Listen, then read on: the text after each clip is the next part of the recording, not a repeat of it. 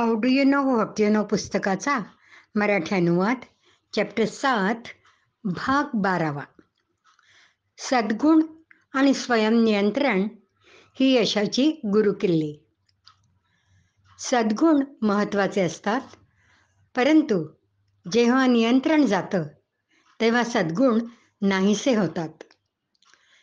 चांगला माणूस नियंत्रण गमावल्यावर मूर्ख, चुकीच्या किंवा भयंकर गोष्टी करू शकतो.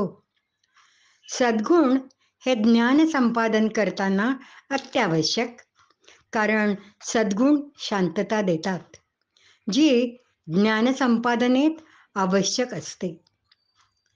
शांतता व ज्ञान यांचं चक्र चिरस्थायी आहे. शांततेमुळे ज्ञान मिळतं आणि ज्ञानामुळे शांतता.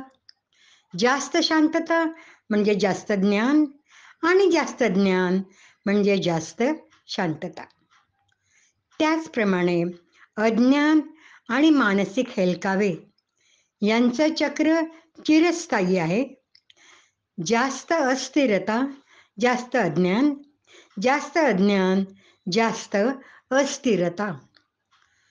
सतत शांतता व ज्ञान या चक्राने माणूस विकासाच्या मार्गावर चालतो. शांतता ही ज्ञानसाधनेत महत्त्वाची आहे. वेदांताने अभ्यासासाठी वेळ निश्चित केली आहे. त्याला ब्रह्ममुहूर्त म्हणतात, जो सकाळी 4 ते 6 मध्ये असतो. यावेळी मन सर्वात जास्त शांत असतं आणि बाहेरील पर्यावरण सुद्धा शांत असतं. शिकणारा सुद्धा ब्रह्मचारी म्हणजे स्वयंनियंत्रण असलेली व्यक्ती असायला हवी. ही अभ्यासाची किंवा संशोधनाची वेळ मनाला विचलित करणाऱ्या किंवा त्रास देणाऱ्या विचारांपासून आपल्याला लांब ठेवते. स्वयंनियंत्रण किंवा स्वयंशिस्त हे मनाला शांत ठेवते. त्यामुळे ज्ञान संपादन करणे सोपे जातं. हे सर्व मुद्दे व्यवस्थित विचारात घेतले तर आपण ज्ञानाचा व शिक्षणाचा उत्तम उपयोग करू शकतो. म्हणूनच यात काही आश्चर्य नाही की पुरातन काळी भारत विश्वगुरू होता. जगातले विद्वान भारतात येऊन शिक्षण घेत होते. जे या संपत्तीसाठी आले नाहीत, ते भौतिक संपत्तीसाठी घेण्यासाठी आले, जी ह्याच शिक्षणाची निष्पत्ती होती.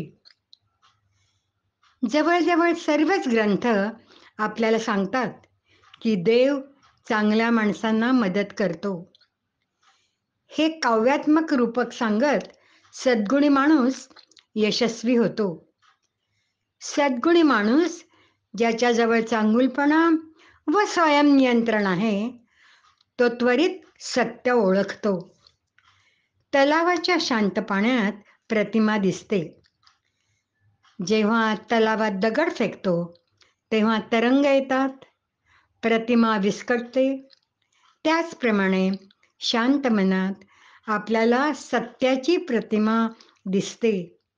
अस्वस्थ मनात प्रतिमा अंधुक होते, विखुरते. ज्ञान म्हणजे वास्तवाची जाणीव. ज्ञानामुळे आपल्याला काय वाटतंय व प्रत्यक्ष काय आहे यातली तफावत कमी होते. शांततेत हे शक्य होते. त्यामुळे भौतिक व आध्यात्मिक यश काही फारसं दूर नाही.